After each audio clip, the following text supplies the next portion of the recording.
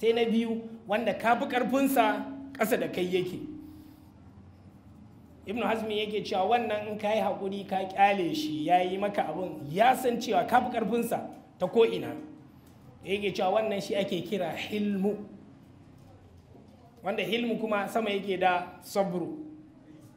Sabru juriya da haƙuri, amma hilmu sama yake da sabru. Saboda sabru zai iya zamantowa wanda kuke kai ɗaya ko kuma wanda yake sama da kai, amma hilmu yakan zamanto ne kai ne sama da shi sai ka haƙura. Na jin na taɓa da misalin Ma'an ibn Za'ida a nan majalisin ko wannan sarkin wanda wani ya zo ya zauna akan karagar abin nan kamar na taɓa faɗa abin nan muna cikin babu nan na faɗa, wanda ya zo sarki ne shugaba Ma'an ibn Za'ida, ana buga misali da shi wajen hilmu. A ce sarki da sarauta da karaga, sai waɗansu ke cewa mun yi mu tunzura shi ya kasa tunzuruwa, manufa bai tunzura ba. Sai wani yake cewa, sai aka ce wani yake cewa ni zan iya, suka ce to in ko za ka iya, mu kuma ga kuɗi da muka tanadar maka ka je kai. Shi ne wannan mutumin ya tafi kasuwa bayan an feɗe akuya wajen ciki an san da jini da waɗannan da kudaje da za su bi, sai wa kansa kai a wannan fatar, sai ya sa wannan fatar da jinin ya sa wajen gashin a ciki, sai da fadar Ma'an ibn Za'ida.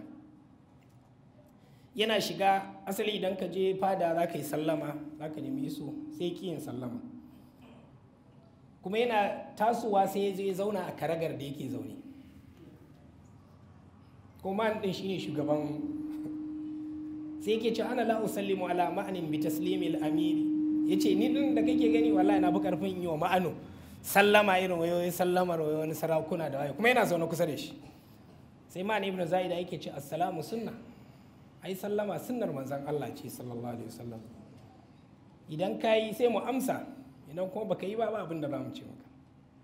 Sai yake cewa a tazkuru, ya manufa yake yo Ma'an din zambo, kana tunawa lokacin da kake bin juji kana tsintar kaza da kaza, takalminka kaza ne waye wannan siffa da kaskanci.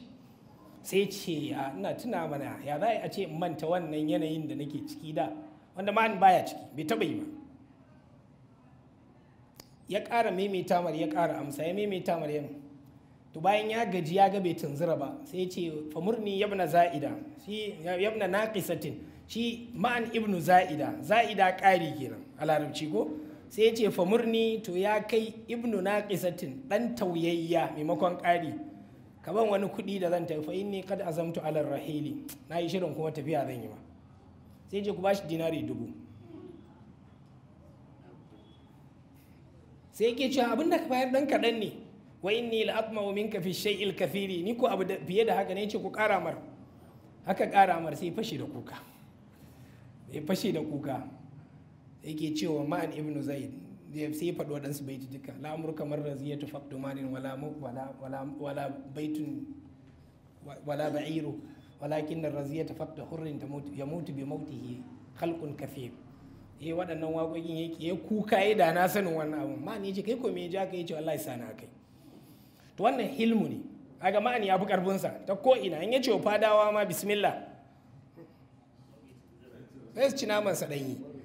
To amma duk da haka wannan hilmu ne, wanda kaga ba kowa ake tunanin yayi ba, wannan shine bambancin hilmu da sabru.